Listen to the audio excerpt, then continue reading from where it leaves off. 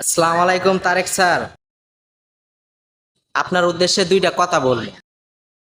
এই যে সাধারণ জনগণের উপরে আপনি যা চালাইতেছেন তা আপনার নতুন একটা নমুনা দেখাইতেছেন। আপনি যদি পারেন এই বড় লোকদের গাড়িগুলা কমায়া দেন, রাস্তায় দেখেন যানজট থাকে কিনা। যদি আপনি সেটা না পারেন, প্রতিটা ফ্যামিলিতে দুইটার উপরে গাড়ি ইউজ করতে পারবো না, তাহলে রিক্সাওয়ালাদের উপরে আক্রমণ করতে আইসেন না। যদি আপনি এটা করতে পারেন যে না, প্রতিটা বড় লোকের দুইটার উপরে গাড়ি থাকবে না প্রতিটা ফ্যামিলিতে, তাহলে আপনি রিক্সা উচ্ছেদ করেন। রিক্সার এত কিছু, এত সমস্যা আপনাদের।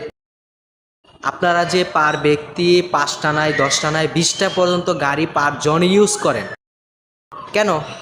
কোনো দরকার ছিল না, কোনো দরকার নাই, তবু আপনারা করবেন কারণ আপনাদের টাকা আছে। আমাদের গরিবদের তো টাকা নাই, আমরা করতে পারবো না। তাই একটা রিক্সা কিনছিলাম, রিক্সাটা কিনে রাস্তার মধ্যে নামছি, কিছু টাকা ইনকাম করব, 2 মুঠো ভাত খাবো, পেটটা চালামো, সংসারটা নিয়ে সুন্দরভাবে চলমু। এটাও আপনাদের ভালো লাগতেছে না। রিক্সার কারণে রাস্তার মধ্যে জ্যামজট বাইরে গেছে। আপনারা হাজার হাজার কোটি টাকা চুরি করে বড় বড় গাড়িতে চড়বেন, সেটা কোনো সমস্যা নাই। একজনের জন্য 10টা গাড়ি পিছে লাইগা থাকবো, এটা কোনো সমস্যা নাই। রাস্তার মধ্যে একটা রিক্সা নামছে, এটা আপনাদের বহুত সমস্যা। আগে আপনাদের জায়গাগুলি ঠিক করেন, তারপর সাধারণ জনগণের কাছে আইসেন।